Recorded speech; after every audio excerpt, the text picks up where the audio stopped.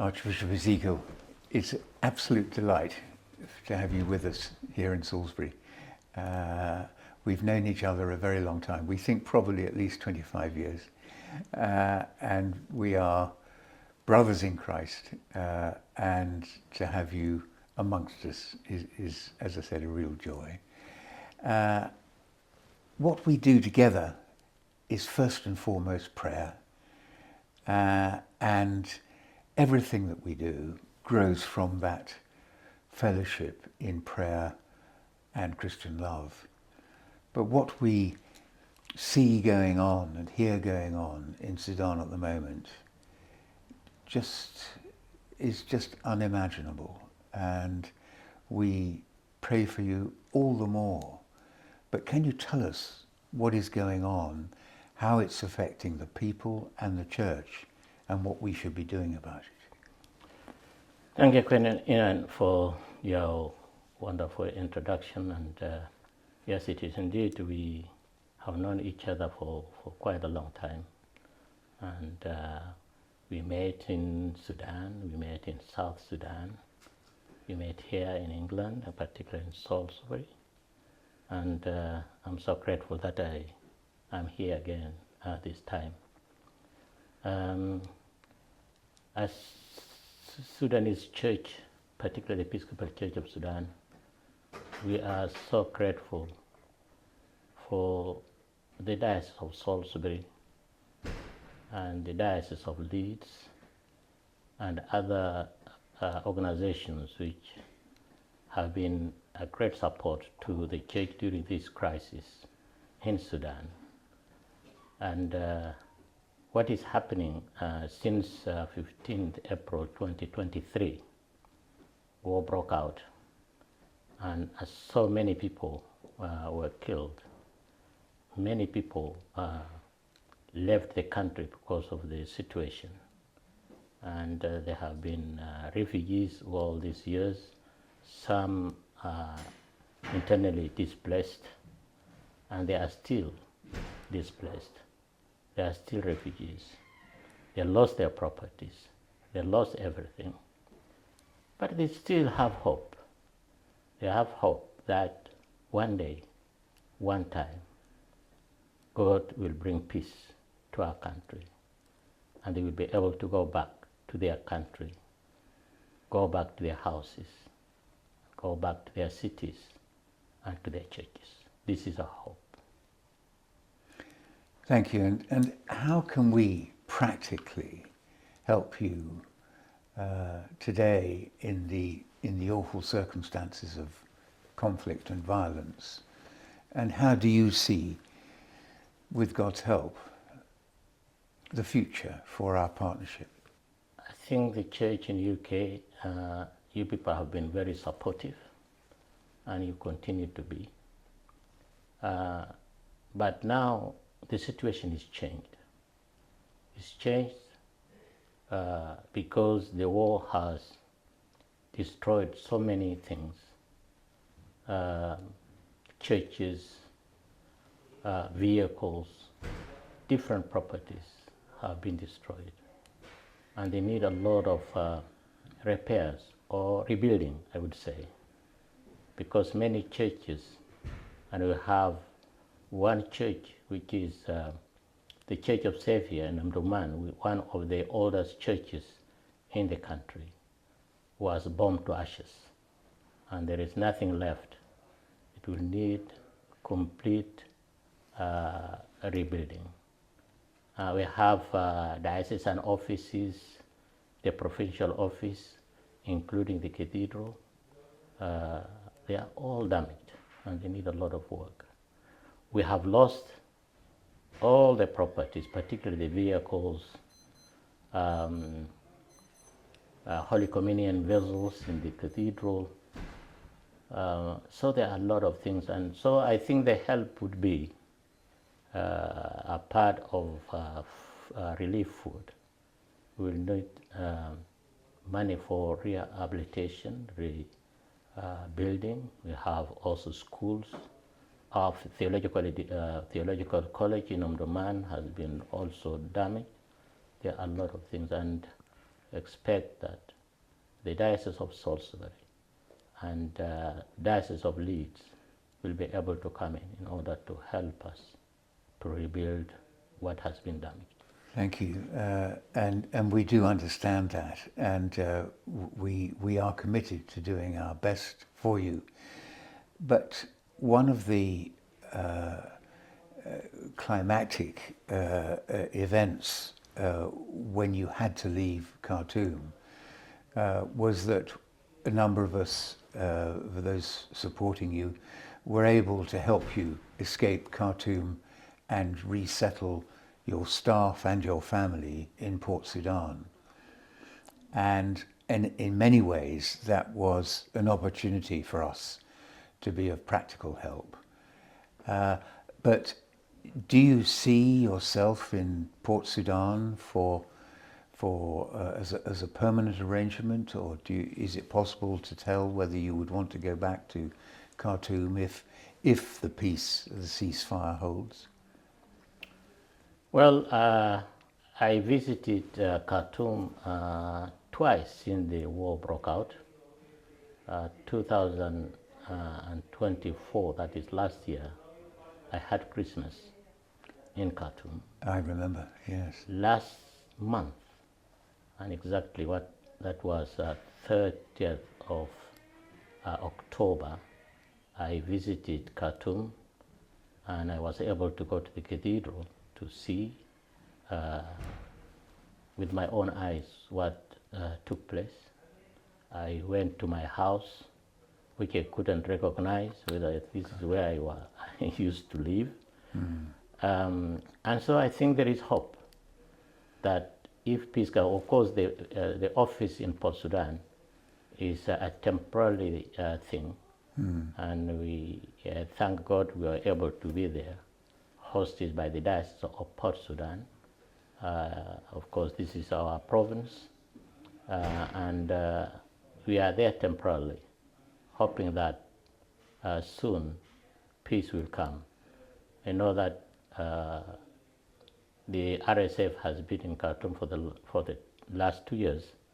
Then they got out, and also they got out from Jazeera with Medeni, and we believe that many people have now returned, but because their houses are completely destroyed, it is very difficult to live in. Some, when they came and saw it, they went back, because it's very difficult for them to live in such a place.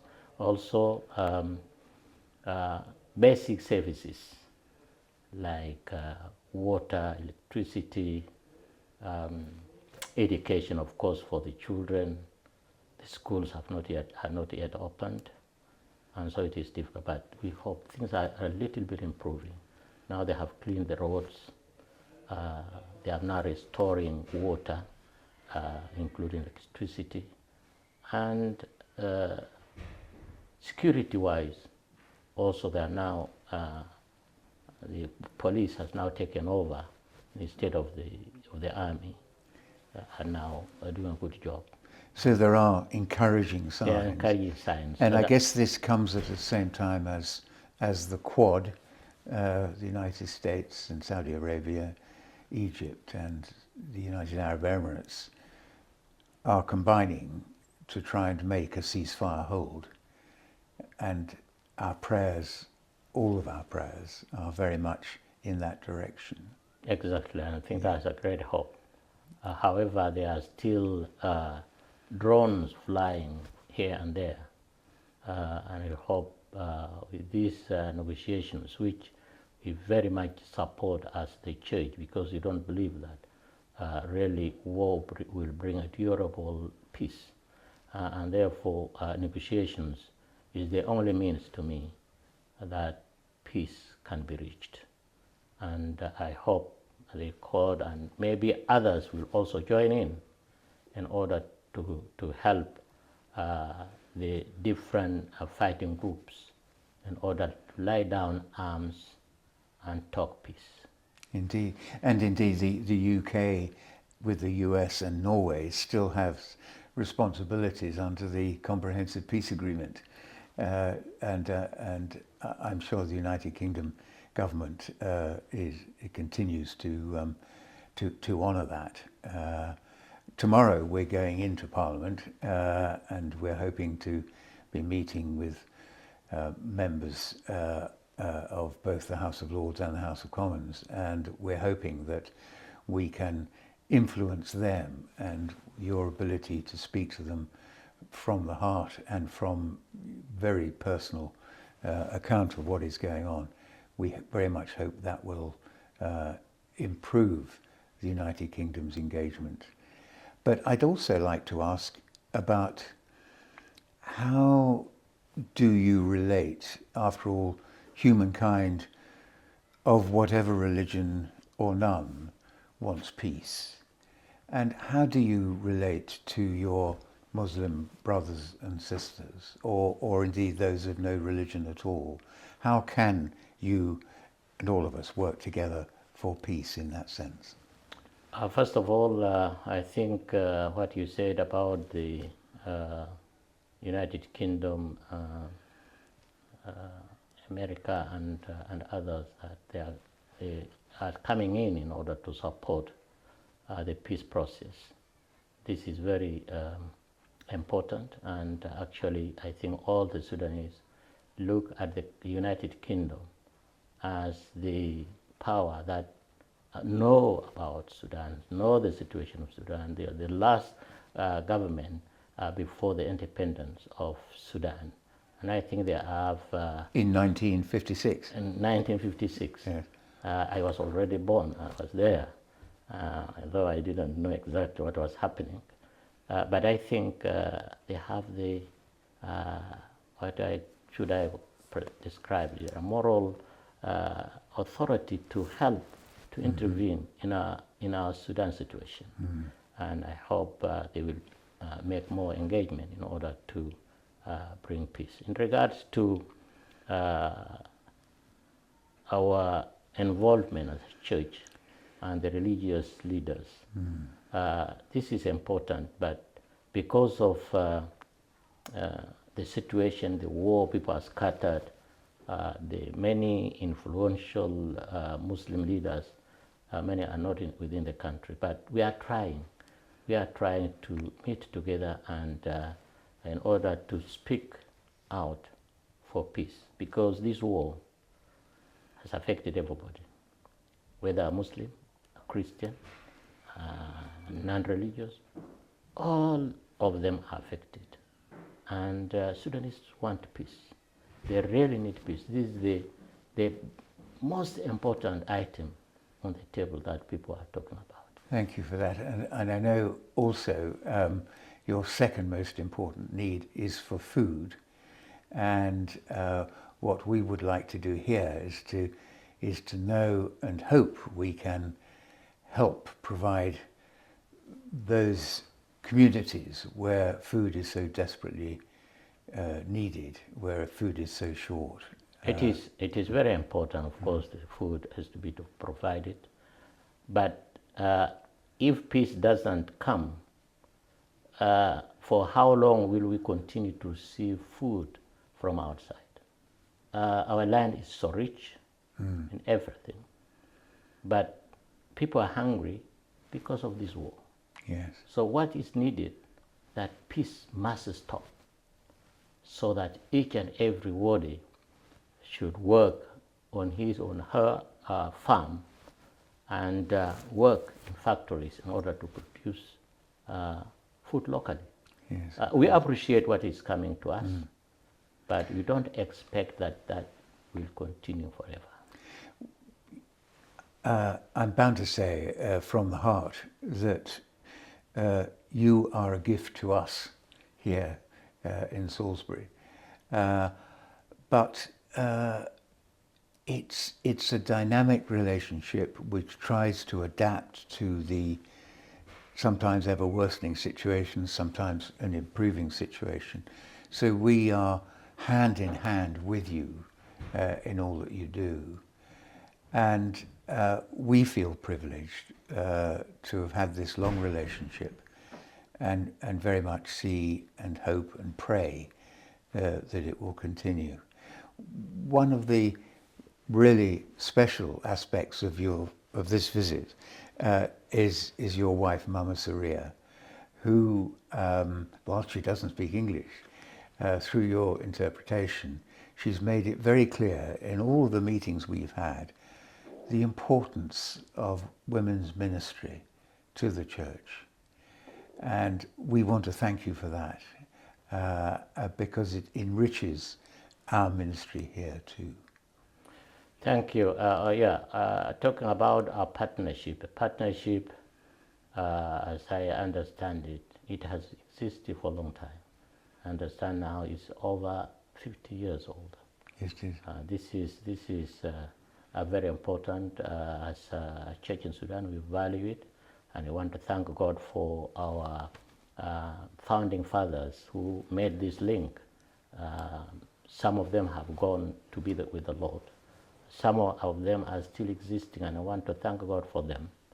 And therefore, it is important that we continue to pray for one another and to support one another. And I think the support that you give us is very valuable, and we appreciate it.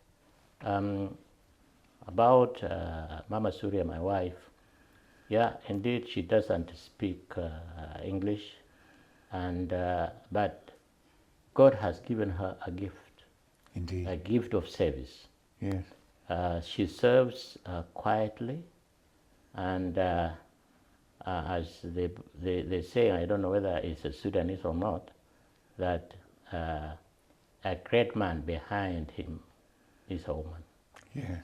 And if she was not her, I don't think I would have been like this, because she has been caring for me and for our children, and we want to thank God for her. And what they are doing as Mothers Union in Sudan is very important. She mentioned about visitation to the needy, hospital, prison, and so on and so forth. They pray every Tuesday. All the Mothers Union, all the women in Sudan, every church on Tuesday, that is their day, that they pray and they contribute in order to go and visit other people who are in need. And so we want to thank God for them, and particularly for her. She sometimes feels so sad when people talk and she doesn't. But I'm just close to her. Whatever comes important, I interpret it for her. And so I want to thank Well, her. you make a wonderful couple working Indeed, together. indeed. And we feel hugely privileged to know her. Thank you.